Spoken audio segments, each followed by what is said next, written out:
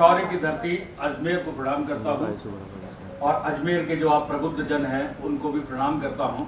26 तारीख अजमेर के लिए काफी महत्वपूर्ण है और हो भी क्यों नहीं, या हम 5 साल के लिए एक ऐसे व्यक्ति का चयन करेंगे जो अजमेर की सोचे, जो राजस्थान की सोचे या देश की सोचे, जो राष्ट्र निर्माण की सोचे, अजमेर के विकास की सोचे। आज अजमेर की बात करते हैं तो 2 जगह पे आके अजमेर सिमट जाता है, आना सागर को देख लो या एक और जगह, जिसको लेकर अजमेर के विकास के बारे में हमें सोचना चाहिए। आज अजमेर के अंदर इतना ज्यादा डेंसिटी बढ़ चुकी, पॉपुलेशन बढ़ चुकी, ट्रैफिक का इतना बड़ा प्रॉब्लम हो चुका कि एलिवेटेड रोड्स की अब जरूरत पड़ने लग गई शहर को।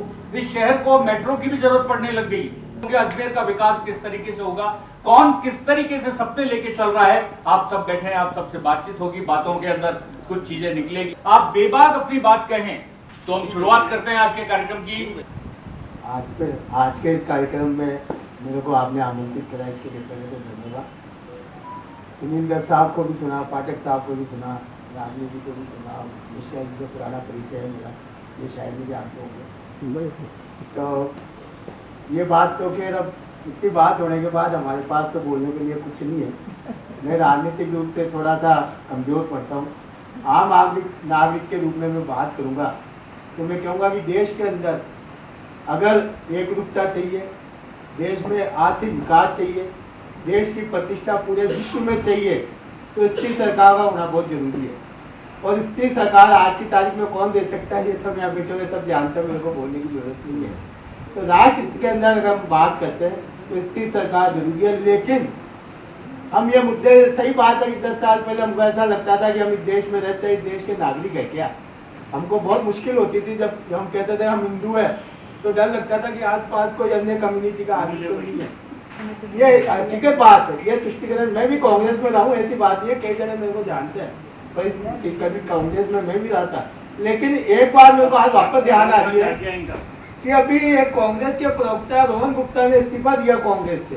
गौरव वल्लभ ने भी दिया नहीं, गौरव वल्लभ ने दिया। रोहन गुप्ता ने क्या कोट करा भाषण, अपना स्टेटमेंट कि साहब जब राम मंदिर बनता है तो हम घर में डाइनिंग रूम में बच्चों के साथ शोक मनाते हैं। धारा 370 रखी तो हम डाइनिंग रूम में बैठे बच्चों के साथ खेला कूद करते हैं।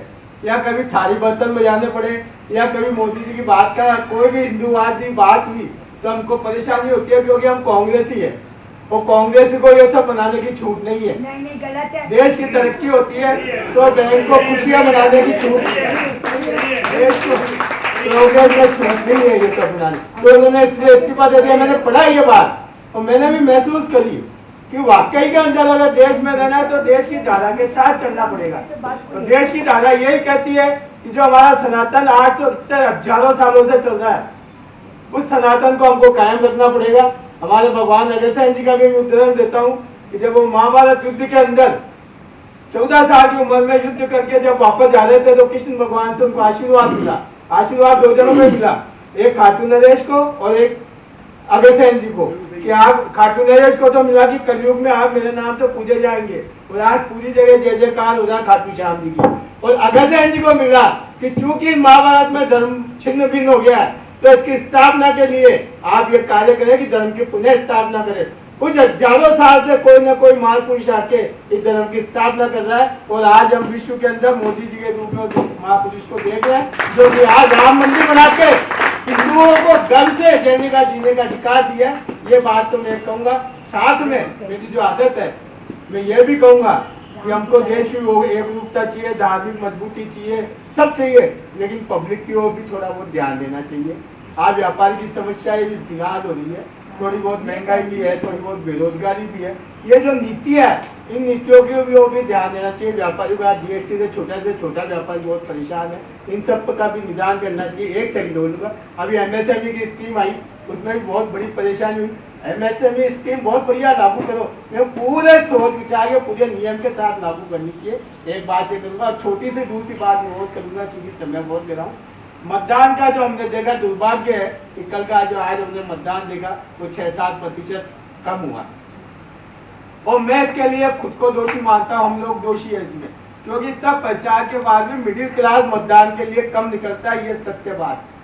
हम इतनी कोशिश करते हैं फिर भी मिडिल क्लास मतदान के लिए नहीं निकलता है और उसकी वजह से मतदान कम होता है। तो मेरे को सनशाइन शाइनिंग इंडिया वाली अटल बिहारी वाजपेयी की 2004 वाली स्थिति याद आ रही है कि जब 100% अटल बिहारी वाजपेयी की जीत सुनिश्चित थी, लेकिन क्योंकि जीत सुनिश्चित है इसलिए उस समय वोटन प्रतिशत के लिए मतदाता पूरा बाहर नहीं आया और हमने रिजल्ट देखा। तो मोदी आएगा यहाँ जो बीजेपी के बेटे को मैं चेता रहा हूँ कि कहीं ऐसा नहीं हो कि आपकी कमजोरी से मतदान बहुत कम हो, वो कुछ सीटें हमें ये क्यों नहीं आएगा, लेकिन कुछ सीटें कम हो जाए जितनी आप उम्मीद करो। इसलिए मतदान पे जोर दो, ज्यादा से ज्यादा मतदान कराओ, कल का सबक लो और हमारे मिडिल क्लास जो मतदान कम करता है उसको पकड़ो, उससे ज्यादा से ज्यादा मतदान कराओ। यही मैं अपील करता हूँ।